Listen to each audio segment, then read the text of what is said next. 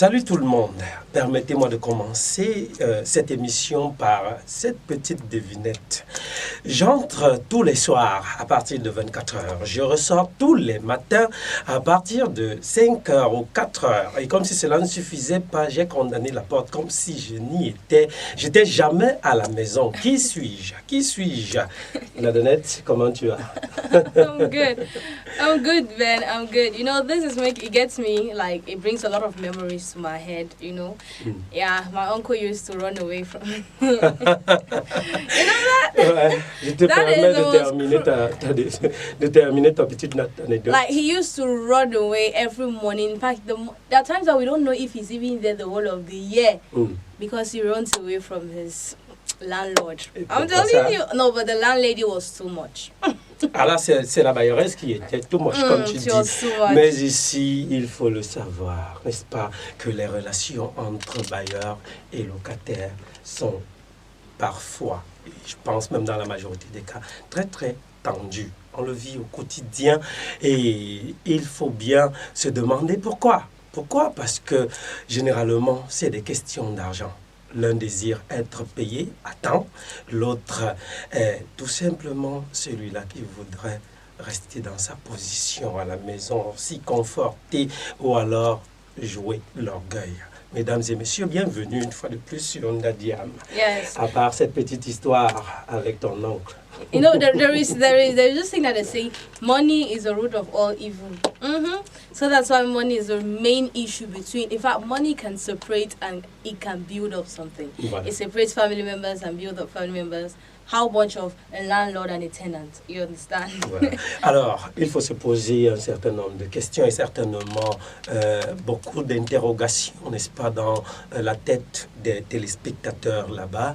Relations entre bailleurs et locataires, tendues ou pas tendues? Comment cela devrait être? La réponse avec l'homme de la rue, parmi lesquels des locataires et d'autres des bailleurs. On prend cet élément, n'est-ce pas? Yes, and you guys just stay there and watch it. On y va. Le locataire a le devoir de payer son loyer sans aérer, sans problème, sans sauter. Après, ça ne voit pas comment le bailleur aura des problèmes avec lui. Selon mon point de vue, hein. Et si, bien sûr, tout à fait. Puisque bon, c'est vrai. Bon, il est bien vrai que bon, je ne sais pas peut-être, bon, à supposer que le locataire ne travaille pas à la fonction publique, où il est sûr que chaque peut-être le 30, je ne sais pas combien, je ne sais pas, d'avoir son salaire. Donc nous qui sommes dans le privé, il peut arriver que tu as un retard peut-être de une ou deux semaines du salaire. Et là, à ce moment, tu seras obligé de donner ça à ton bailleur. C'est à lui maintenant de comprendre. Bon, mais à moins que ça devienne récurrent, que de temps en temps, ça devient une chanson que peut-être le bailleur aura un manque de confiance vis-à-vis de toi. Mais si c'est s'agit que d'une période peut-être de 1 mois ou soit 2 mois, il faudra comprendre. Selon moi, il faudra comprendre. Tout ce que moi je peux dire, c'est juste de veiller à ce que tu peux son loyer, tout simplement. Selon moi. Le locataire doit avoir une intimité avec son bailleur. Voilà. Donc, si peut-être il est déjà le membre payé, le tout qui doit venir vers son bailleur, lui dit que comme tu vois comme ça là, c'est un peu chaud sur moi. Lui d'abord les temps difficiles que nous vivons. Il vient, il pose avec lui, il dit que bon, voilà. On pense pas que le bailleur va commencer à aller le chasser de la maison, enlever la porte comme d'autres font. Bon, l'autre là, je ne veux pas, je ne sais pas quoi répondre par rapport à cette question sur le côté là, parce que je ne connais pas comment ça se passe.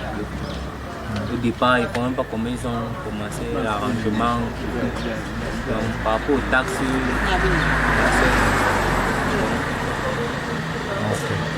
merci. À la maison, lui est même venu les abandonner. On est même venu ici travailler à l'hôtel, il est même venu encore voler une montre de quelqu'un ici. Et ça me fait très mal. Je suis bailleur. 8 mois. Même pas 5 francs. Lui-même 4 mois, je ne le vois pas. 2 sont là. Lui-même. L'autre même, l'un des deux, est venu travailler avec moi ici à l'hôtel. Il a même volé la montre de celui-là. Je suis bailleur. Je connaissais celui-là ici à Douala. Je suis à Yassa. Oui. En arrivant chez moi, j'ai vu que bon, c'est un fils. Je suis père de beaucoup d'enfants. Bon, ouais. J'ai dit que comme il souffrait un peu beaucoup, moi je le prends comme mon enfant. Et je ne l'ai pas tellement pris comme locataire. Mais quand il y a eu donc cette guerre, il a fait venir ses frères. Lui-même est venu les abandonner. À la maison comme un fils. Oui, comme mon fils. Bon, vous l'avez donné une chambre. Oui, oui. Quand il a quelque chose, il peut amortir que nous n'avons rien. Auquel il ne nord pas, c'est là. Mais 8 mois, il n'a jamais donné quelque chose. À 4 mois, je ne lui vois même pas. Ok, mon père. Donc, non, il faut les expliquer. C'est ça, mon père. Ça fait mal, non? Ça fait mal, ça fait. Yeah, you know, that was the most funniest. I don't know, but this one thing too that brings problems between a tenant and a landlord is because they don't understand each other, and that loyalty isn't there. Oui, justement. Ils ne comprennent pas le droit, comprennent pas. Ou bien, oui, ils le savent, mais ils veulent l'ignorer. Ils le savent, mais ils l'ignorent. I would say if, as a tenant, if you don't have the money to pay your rent, at the end of the month, at least before the time reaches, you need to at least call your landlord and tell him, well, Papa, you see, I don't have money. He gets angry most of the time when he comes. Il y en a qui le font pendant plusieurs mois, hein? Yeah, I know, but ce mois-ci, j'ai pas de l'argent, tu m'excuses. Le mois qui arrive, j'ai pas de l'argent pendant un an. No, Ben, I'm trying to say you tell like you inform him before that time. At one point, he gets to understand that you don't have money. But now you shouldn't take it as a habit. Please pay your house rent, because some people live on the house rent that you guys pay. That was his own investment, his house. Justement. So you guys should not feel like, okay, he's being too much asking for his money. It's his right. Ladonnette, ce que tu dis est bien. Merci pour le conseil, mais je voudrais te ramener dans le Vox Pop que l'on a eu tout à l'heure. Il y en a un qui était carrément pertinent, très très pertinent même, au point où je me suis demandé si la conscience existe chez les locataires. Vous avez un papa, c'est le reportage du papa, le Vox Pop de ce papa, ce père qui est intervenu. When I heard it, I felt bad. Because I felt like that was a father that took somebody as his son. He took you as his son, and instead of you to pay him back and be loyal to him, you had to exploit him. That is wrong. We don't do that nowadays. It is wrong. Il faut faire très attention. Très attention, oui. What's your relationship with your landlord or landlady? Non, ne te gêne pas. C'est carrément une relation familiale. Très familiale. Il n'y a pas de problème d'argent. Je t'ai dit la dernière fois ici que j'en ai. Okay. Que j'en ai. Okay, no issue. So we're going to invite you guys to listen to an expert, you know. He's going to tell us more about it. Surtout, la donnette que la question du bail est rentrée dans le code pénal. C'est l'une des innovations légales au Cameroun. C'est l'occasion pour tout un chacun de comprendre que si il ne gère pas ses obligations de locataire, il peut être poursuivi et je n'aime pas prononcer cette phrase-là, la perte de la liberté peut en subir. Okay. Donc, mesdames et messieurs, on y va tout de suite avec l'experte. C'est tout simplement la juriste Odile Ngo-Opki qui vous donne l'avis du droit. Bonjour, je suis Odile Ngo-Opki, juriste de formation, diplômé de l'Université de Douala. Je vais vous entretenir ce matin sur un thème qui est celui des droits et obligations du bailleur et du locataire. Nous allons commencer par parler du contrat qui les lie, le contrat de bail. C'est ce contrat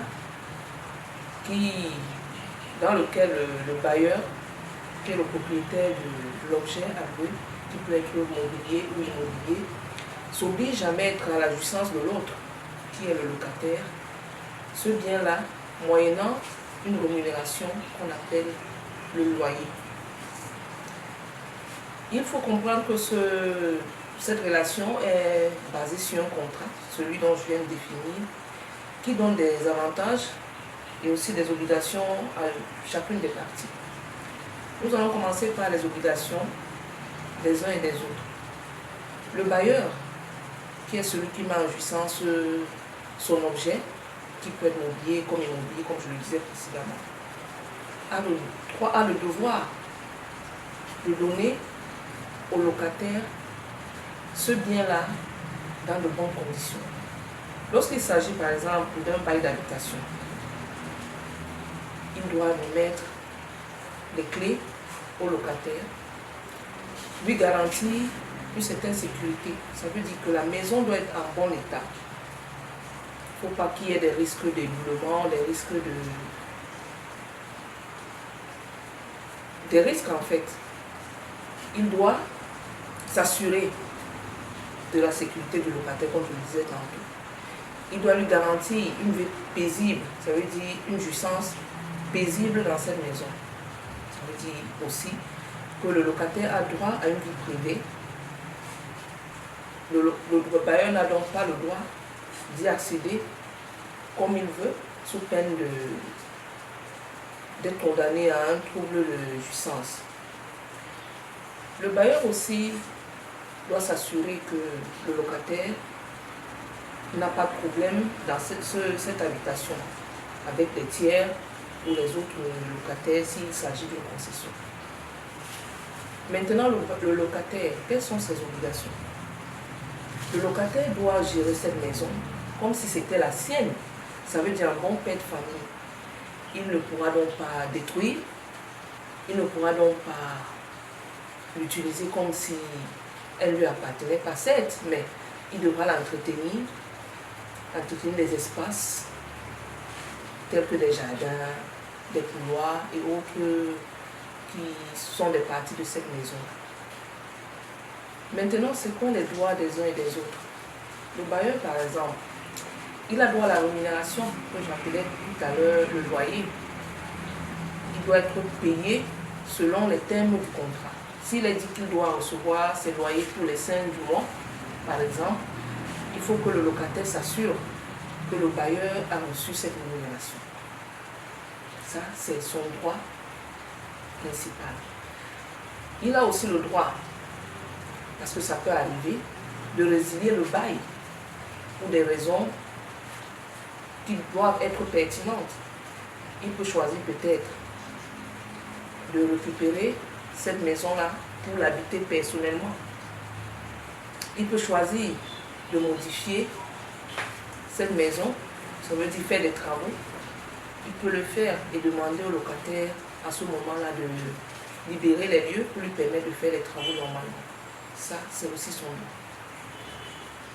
Pour ce qui est du locataire, quels sont ses droits? Je crois que je l'ai mentionné. Il a droit à une occupation paisible. Il a droit à une vie privée, comme je le disais tantôt. Mais lui-même, quelles sont ses obligations? Je l'ai mentionné tout à l'heure aussi. Il doit gérer un bon père de famille, cette maison-là. Mais je vais mentionner une chose qui est très importante. Il faut que nous comprenions que depuis la loi de 2016, le législateur a prévu une certaine sécurité pour l'un et pour l'autre. Pour cela, il est bon d'enregistrer ce contrat de bail. Parce que lorsqu'il arrive qu'on veuille rester en justice, la première condition, c'est ce contrat dûment enregistré. Généralement, c'est le locataire qui le fait, c'est lui qui enregistre le bail.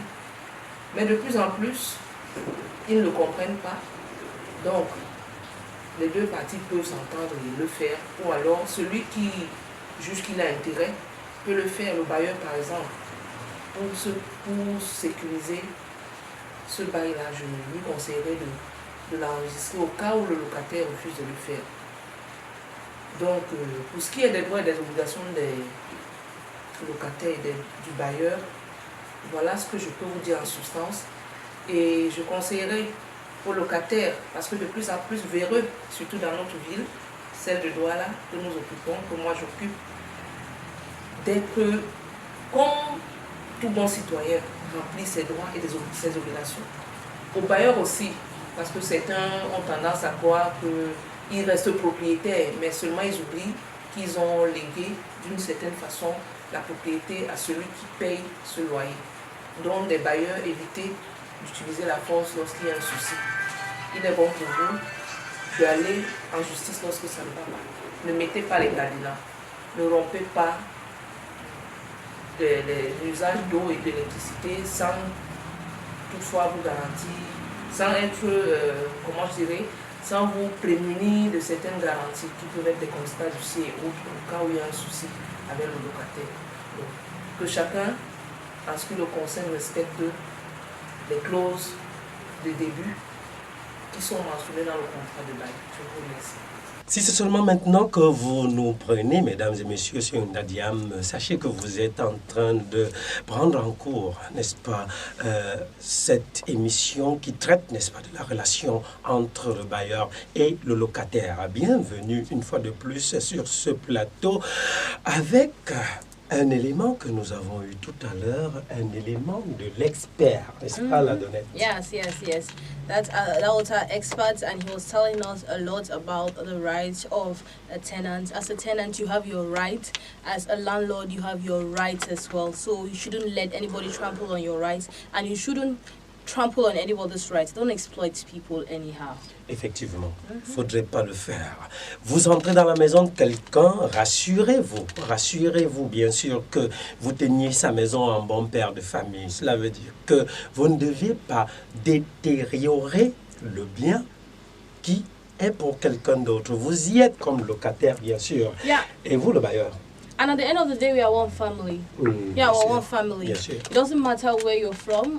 Whether you're from the north, from the south, from the east, from the west. Je pense, la Donnette, que cette relation bailleur-locataire illustre le vivre ensemble. Yes. Mais comment alors ce vivre ensemble se matérialise au quotidien? Ça, c'est la grande question, n'est-ce pas? La très grande. Pour continuer, n'est-ce pas, avec le bailleur, le petit conseil que je donnerais, c'est que, comme l'a dit l'expert, mettez le bien loué à la disposition du locataire et n'allez pas troubler à tout moment sa vie parce que vous vous dites que le bailleur a le droit de rentrer dans les locaux à tout moment quand il lui plaît comme bon lui semble.